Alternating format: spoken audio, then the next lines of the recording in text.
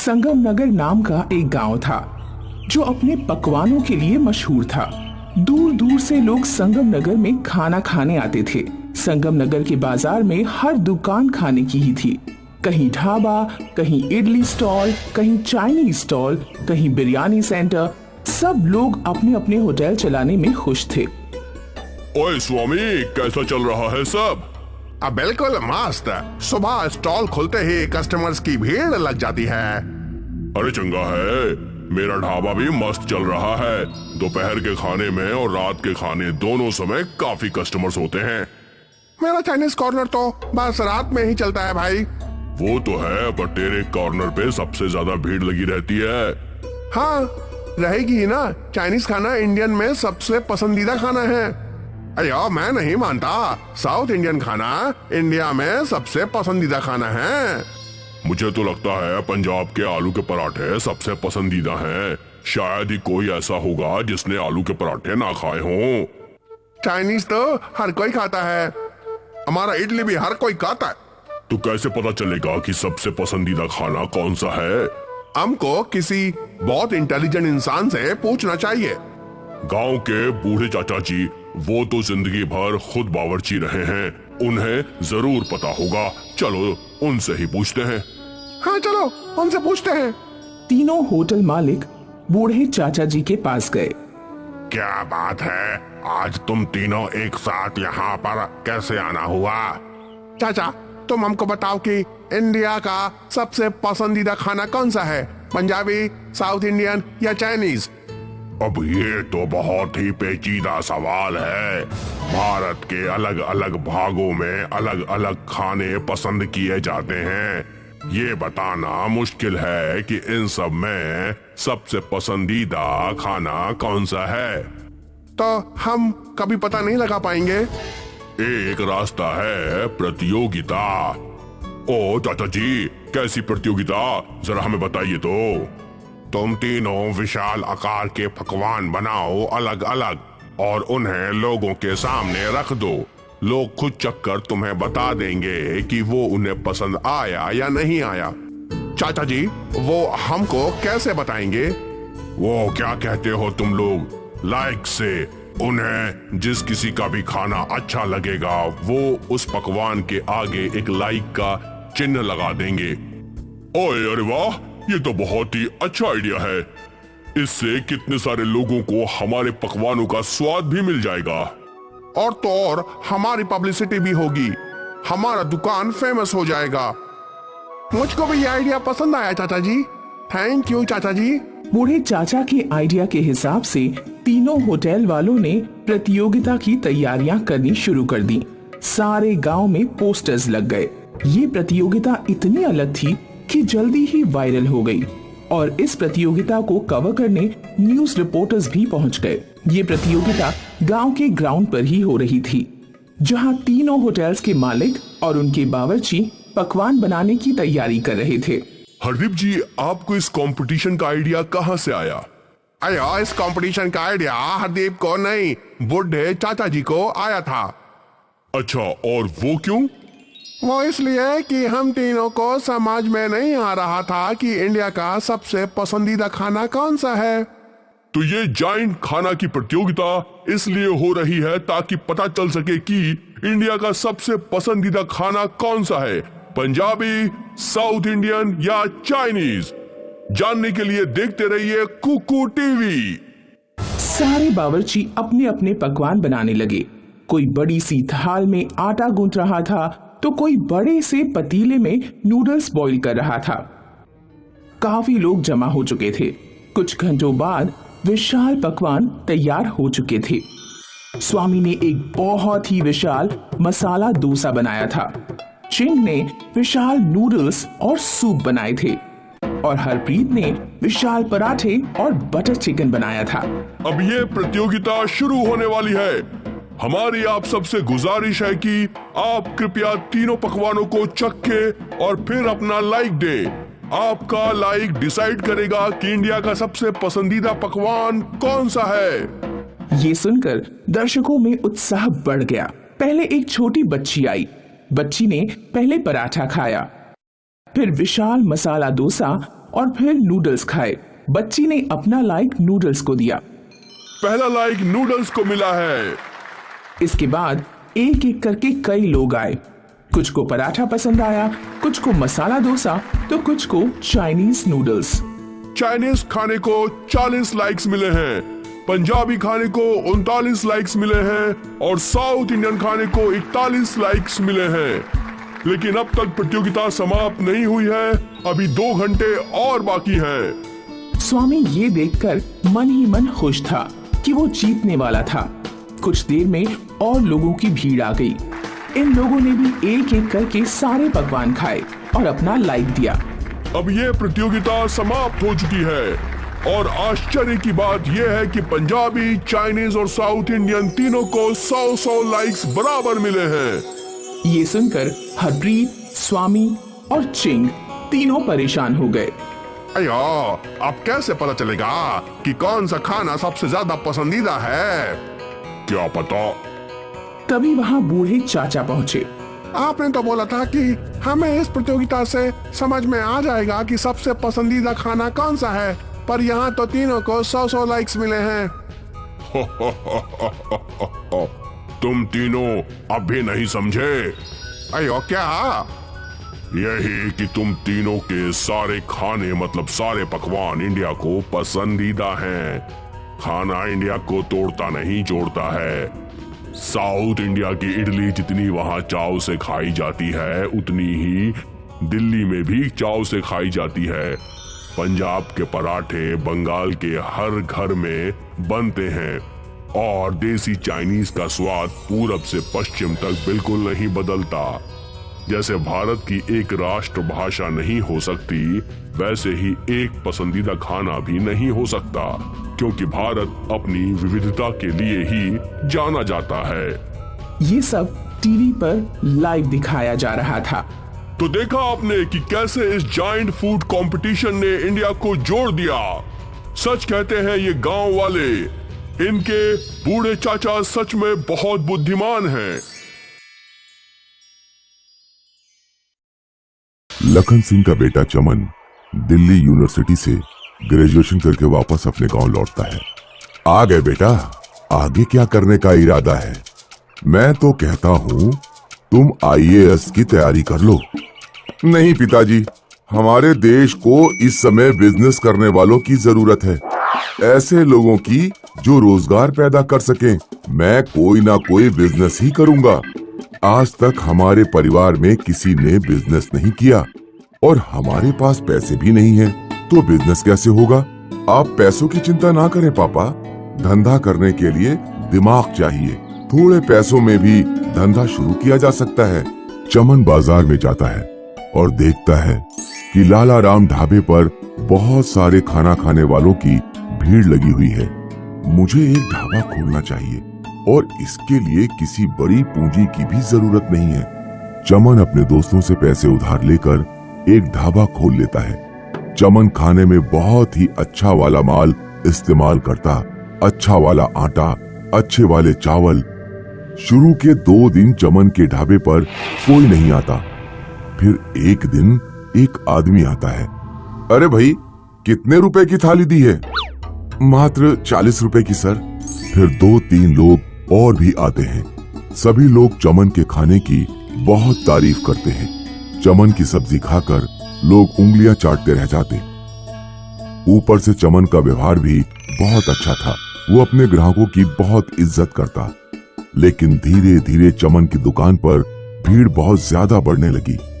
अरे भाई, रोटी जल्दी लेकर आओ। अरे मुझे सब्जी ला कर दो।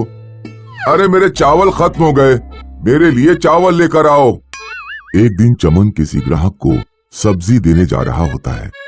जल्दीबाजी में उसका पैर फिसल जाता है और चमन के सर पर चोट लग जाती है। 1 महीने बाद जब चमन हॉस्पिटल से वापस अपने ढाबे पर लौटता है तो वो देखता है कि उसके आसपास 4-5 नए ढाबे खुल गए हैं। चमन दोबारा ढाबा खोलता है और अपने साथ एक लड़के को भी काम पर रख लेता है, लेकिन इस बार ग्राहकों की संख्या बहुत कम रहती है। चमन को मजबूरी में अपना ढाबा बंद करना पड़ जाता है। अरे मैं तो पहले ही मना कर रहा था कि बिजनेस मत कर, किसी सरकारी नौकरी की तैयारी कर ले। पिताजी, किसी भी काम में ऐसी छोटी मोटी परेशानियां आती रहती हैं, लेकिन हमें हार नहीं माननी चाहिए। मुझे कुछ नहीं पता, गांव के सारे लड़के तैयारी कर रहे हैं। या तू सरकारी नौकरी की तैयारी कर या घर से निकल जा। चमन उदास होकर गांव में घूम रहा होता है। तभी उसे एक पत्ता गोभी बेचने वाला दिखाई देता है। पत्ता गोभी को देखकर उसे याद आता है कि एक बार उसने दिल्ली में चाइनीज भेल खाई थी।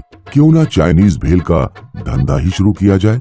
चमन नूडल्स, पत्ता गोभी और बाकी जरूरत की सारी चीजें खरीद लेता है और अपना ठेला एक स्कूल के सामने खड़ा कर लेता है। दिन में वो सामान तैयार करता और शाम को चाइनीज भेल बेचता। चमन के पास स्कूल के बच्चों की भीड़ लग जाती। जल्द ही चमन के पास खूब पैसे आने लगते हैं। चमन पूरे गांव में चमन चाइनीज भेल वाला के नाम से फेमस हो जाता है। एक दिन लखन सिंह अपने दोस्त के घर जाते हैं। आओ आओ लखन सिंह, लो ये चाइनीज भेल खाओ। ये तो आज मैं पहली बार खा रहा हूँ। लखन सिंह चाइनीज भेल खाकर देखते हैं। अरे वाह, इसका स्वाद तो बहुत ही अच्छा है। किसने बनाया है इसे? अरे तुम्हें नहीं पता, ये तुम्हारे बेटे चमन ने बनाया है। पूरे गांव के लोग उसकी चाइनीज भेल खाते हैं। लखन सिंह अपने बेटे के पास जाता है। लखन सिंह देखता है कि चमन बहुत मेहनत से काम कर रहा है और उसने काफी अच्छे कपड़े पहन रखे हैं। मुझे माफ कर दो बेटा, मैं तुम्हें समझ नहीं पाया। कोई बात नहीं पिताजी। बेटा, अब मेरी समझ में आ गया कि पैसा और इज्जत केवल नौकरी से ही नहीं आते, बल्कि बिजनेस करने से भी आते हैं। एक गांव में सोनम नाम की एक लड़की अस्पताल के बाहर छोले बेचा करती थी। गर्मा गर्म छोले ले लो, चना जोर गरम बाबू, मैं लाई मजेदार चना जोर गरम। इसमें डाला है बढ़िया मसाला, इसे खाएगा दिल वाला। ले लो चना जोर गरम। सोनम के छोले खूब बिका करते थे। अस्पताल के मरीज जब ठीक होकर बाहर आते तो वे एक बार सोनम के छोले जरूर खाते। अस्पताल के बाहर पिंकी नाम की एक पापड़ बेचने वाली भी आती थी। पिंकी के पापड़ कम बिका करते थे, इसलिए वह सोनम से बहुत चिढ़ती थी। गर्मा गर्म छोले, सड़े बुरे छोले, पता नहीं कितने दिन पुराने बासी छोले उठा लाती है ये सोनम सड़ेलिया। मेरे छोले तेरे गंदे सड़े पापड़ों से तो अच्छे ही हैं। सच बता, कितने दिनों से नहाई नहीं है? सोनम शाम को घर लौटकर अपनी बूढ़ी बीमार माँ की सेवा किया करती थी और उसे दिन भर की बातें भी सुनाती। अम्मा, आज एक अमीर ग्राहक ने मुझे 100 रुपए की टिप दी। ये क्या होता है? जब कोई खुश होकर कुछ एक्स्ट्रा पैसे देता है तो उसे ही टिप कहते हैं। बेटी, तू अपनी शादी के लिए कोई लड़का ढूंढ ले। मैं तो कहीं उठकर जा भी नहीं सकती। पहले तुम पूरी तरह स्वस्थ तो हो जाओ, तब मैं अपनी शादी कर लूंगी। सोनम की मां का स्वास्थ्य दिन पर दिन बिगड़ता गया। एक दिन उसे अपनी मां को लेकर अस्पताल जाना पड़ा। पिंकी यह देखकर बहुत खुश हुई। सोनम की अम्मा अस्पताल में है, वो अब छोले बेचने नहीं आ पाएगी। तब तक मैं छोले का धंधा जमा लेती हूँ, ऐसा बढ़िया मौका फिर नहीं मिलेगा। पिंकी ने पापड़ बेचना छोड़ दिया और छोले बेचने लगी। लेकिन पिंकी के छोले का स्वाद लोगों को पसंद नहीं आया और पापड़ की तरह उसके छोले भी बहुत कम बिके। उधर सोनम की मां की तबीयत ठीक हो गई और वह दोबारा छोले बेचने आ गई।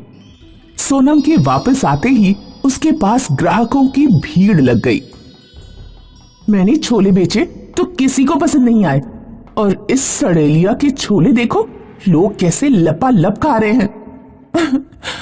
इसे और इसके ग्राहकों को मजा चखाना पड़ेगा। पिंकी चुपके चुपके सोनम पर नजर रखने लगी। एक दिन जब सोनम अपनी छोले की टोकरी बाहर रखकर टॉयलेट के लिए अंदर गई तो पिंकी ने उसके छोलों में खुजली की दवा मिला दी। उस शाम जिसने भी छोले खाए वह खुजली से परेशान हो गया। इस लड़की के छोले खाने से खुजली हो रही है, भगाओ इसे यहाँ से। लोग सोनम को अस्पताल के बाहर से भगा देते हैं। पिंकी यह सब देखकर बहुत खुश होती है। अब आया ना मजा। सोनम वीरपुर जाने वाली सड़क किनारे बैठकर रोने लगी। अब मैं अपनी मां का इलाज कैसे कराऊंगी? सोनम के पास एक बुढ़िया खाना मांगने आई। बेटी, अपनी टोकरी से कुछ छोले मुझे दे दो, बहुत भूख लगी है। अम्मा, ये छोले मत खाओ, इनमें किसी ने कुछ मिला दिया है। मेरे पास 100 रुपए हैं, चाहो तो ये ले जाओ, कहीं से खाना खरीद कर खा लेना। सोनम ने बूढ़ी औरत को अपना 100 का नोट दे दिया। बूढ़ी औरत ने छोलों के ऊपर अपना हाथ किया, कुछ प्रकाश हुआ, फिर वह बूढ़ी औरत चली गई। सोनम खुजली वाले छोले लेकर घर पहुंची। उसने सारी बात अपनी मां को बताई। ला, एक चम्मच छोले मैं खाकर देखती हूं, पता लग जाएगा कि इससे खुजली हो रही है या नहीं। मां ने एक चम्मच छोले खाए। छोले खाते ही सोनम की मां एकदम स्वस्थ हो गई। बेटी, मैं बहुत अच्छा महसूस कर रही हूं और मुझे कहीं खुजली भी नहीं हो रही है। लगता है तुम्हें जरूर कोई गलतफहमी हो गई होगी। तुम इन्हीं छोलों को कल दोबारा बेचने जाना।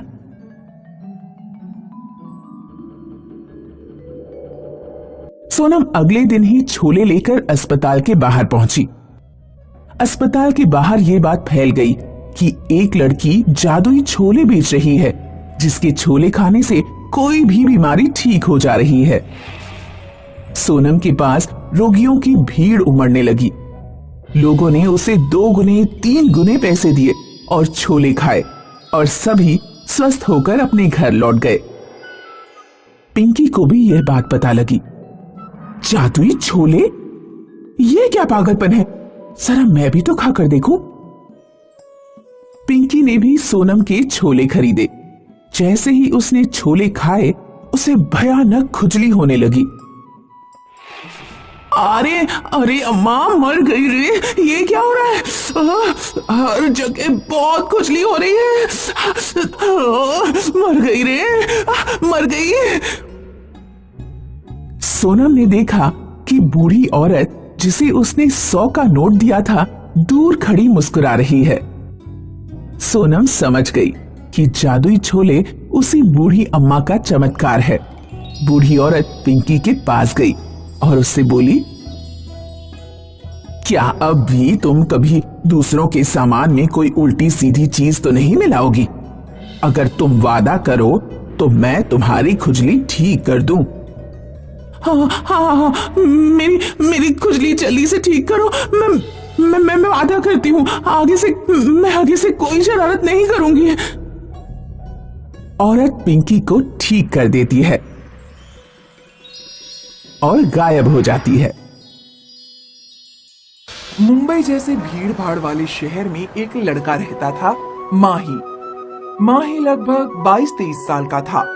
वो सुबह उठकर पेपर डालता, फिर दिन भर उसे जो भी मजदूरी का काम मिल जाता वो कर लेता, क्योंकि माही ज्यादा पढ़ा लिखा नहीं था। अक्सर अमीर लोगों को अपनी गाड़ी से उतरते देख, काश मेरी भी ऐसी गाड़ी हो, लेकिन मेरी किस्मत में ये सब कहाँ। मैं तो पैदा ही गरीब हुआ हूँ। ऐसा बोलकर वो अपने रोजमर्रा की जिंदगी में उलझ जाया करता था। माही को एक छोटी सी चाय और वड़ा पाव की दुकान में काम मिला। माही बहुत खुश था। उसे रोज के लिए पैसे मिल जाते थे, जिससे उसका घर चलता था। एक दिन इस दुकान पर एक लड़की चाय पीने आई। उसने चाय पी और माही की ओर देखती रही। अगले दिन वो लड़की फिर वहाँ आई और आज भी वो माही की ओर देख रही थी। भाई, यहाँ आओ। जी मैडम। तुम उम्र में इतने छोटे हो, तुम यहाँ ऐसे काम क्यों करते हो? मैडम, मैं पढ़ा लिखा नहीं हूँ, मुझे यही काम मिल सकता है। तुम कुछ नया सीखना चाहोगे? मौका मिले तो क्यों नहीं मैडम। ठीक है, ये लो मेरा कार्ड। यहाँ कुछ दूरी पर मेरा कैफे है, कल मुझे वहाँ आकर मिलना। कार्ड देकर वो लड़की वहाँ से चली गई और माही कंफ्यूज था। अगले दिन माही उस लड़की के कैफे में पहुँचा। मैडम, मैं यहाँ क्या काम कर सकता हूँ? सफाई वगैरह? तुम बहुत मेहनती हो, तुम सीख जाओगे। मेरे हिसाब से तुम्हें किचन में काम करना चाहिए, जिससे कि तुम नई नई डिशेस बनाना सीखो। जैसा आप बोले। और उसी दिन से माही ने किचन में काम करना शुरू कर दिया। पहले तो वो सिर्फ सफाई कर रहा था, फिर शेफ की सब्जियां काटने में हाथ बटाने लगा। वो शेफ को अच्छे से ऑब्जर्व करने लगा कि कैसे वो चीजें पकाता है। कुछ दिनों बाद शेफ और माही की अच्छी दोस्ती हो गई। भाई, इसको क्या कहते हैं? आलू की सल्ली? नहीं नहीं, ये तो फ्रेंच फ्राइज है। वो क्या होता है? ये आजकल के बच्चों का बड़ा ही पसंदीदा फास्ट फूड है। फिर शेफ ने माही को फ्रेंच फ्राइज बनाना सिखाया। कुछ दिनों बाद माही किचन में फ्रेंच फ्राइज बनाने लगा। अरे वाह, तुम्हें तो फ्रेंच फ्राइज आ गई। जी मैडम, शेफ भाई ने सिखाया। अच्छा है शेफ जी, इन्हें बर्गर भी सिखा दीजिए। जी मैडम। और फिर शेफ ने माही को बर्गर भी बनाना सिखाया। कुछ दिनों बाद माही फ्रेंच फ्राइज और बर्गर्स बहुत ही अच्छे से बनाने लगा। तभी कैफे की ओनर ने उसे अपने पास बुलाया। हाँ मैडम। अब जब तुम्हें फ्राइज और बर्गर आ गया है, तो तुम अपना स्टॉल क्यों नहीं डालते? मैडम, मैं यहाँ की तनख्वाह में खुश हूँ। ऊपर से स्टॉल डालने के लिए मेरे पास पैसे भी नहीं है। स्टॉल डालने के लिए पैसे मैं दूंगी, बाद में तुम मुझे वापस कर देना। पर मैडम, आप ये सब क्यों कर रहे हो? क्योंकि मैं भी तुम्हारी तरह थी, मेरे पास भी कोई काम नहीं था। किसी भले इंसान ने मेरी मदद की थी और मुझे बोला था किसी और की मदद करने के लिए। इसीलिए मैं चाहती हूँ कि तुम अपना स्टॉल डालो, अपने पैरों पर खड़े हो जाओ और फिर तुम किसी और की मदद कर देना। माही ने मालकिन की बात मान ली और उससे पैसे ले लिए। कुछ दिनों बाद माही ने अपना फ्रेंच फ्राइज का स्टॉल खोला और कैफे की मालकिन ने उसका उद्घाटन किया। जल्दी ही माही के फ्राइज फेमस हो गए। कॉलेज स्टूडेंट्स और यंगस्टर्स की वहाँ पर भीड़ लगने लगी। माही का मुनाफा बढ़ने लगा। माही ने अपनी सहायता के लिए लोग रख लिए और देखते ही देखते माही का छोटा सा स्टॉल अब बड़ा सा कैफे बन गया। और आज भी माही रोज उस कैफे की मालकिन की पूजा करता था। कहाँ एक कम पढ़ा लड़का जो वड़ा पाव की दुकान में काम करता था और कहाँ एक कैफे का मालिक। और इसकी वजह थी उस कैफे के मालकिन की अच्छाई। इसीलिए कहते हैं, अच्छाई बांटने से बढ़ती है।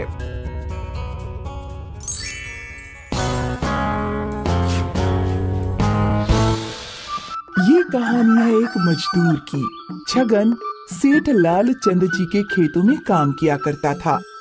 सेठ लाल चंद का खेत गांव में सबसे बड़ा खेत था और वहाँ कई मजदूर काम किया करते थे। दिन के अंत में सेठ लाल चंद अपने मजदूरों को उनका मेहनताना दिया करते थे। वैसे तो सेठ लाल चंद बहुत अच्छे थे, लेकिन उन्होंने मजदूर पर निगरानी रखने के लिए कालिया को रखा था।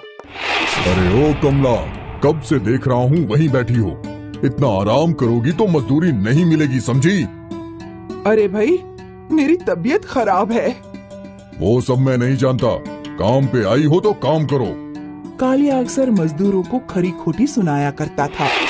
एक दिन की बात है, छगन एक हाशिए से फसल काट रहा था कि उसका ध्यान भटका और उससे हाशिया लग गया। कुछ मजदूर उसकी ओर दौड़े। एक औरत ने उसकी मलम पट्टी की और फिर सारे मजदूर काम करने लगे। कुछ देर बाद कालिया आया। अरे छगन, क्यों बैठा है तू? भाई, उसके हाथ में चोट लग गई है हंसिए से। काम पे तो ध्यान होता नहीं है और मजदूरी पूरी चाहिए इन लोगों को। अब इनकी मलहम पट्टी का भी खर्च झेलो। एक दिन सेठ को कंगाल बना के छोड़ेंगे ये। कालिया की खरी खोटी सुनकर छगन को गुस्सा आ गया। वो बिना कुछ बोले घर निकल गया। घर पहुंचकर उसने अपनी पत्नी को सारा माजरा बताया। बेचारी चोट देखकर रोने लगी। अरे पगली, तू क्यों रो रही है? कुछ दिनों में ठीक हो जाएगी। ये चोट तो ठीक हो जाएगी, लेकिन उसका क्या जो कालिया आपको हमेशा बातें सुनाया करता है? उसका क्या, उसकी तो आदत ही है। मैं क्या बोल रही हूँ? क्या आप मजदूरी करना छोड़ नहीं सकते? मजदूरी नहीं करूंगा तो करूंगा क्या? हम मुर्गियाँ खरीद के अंडे बेच सकते हैं।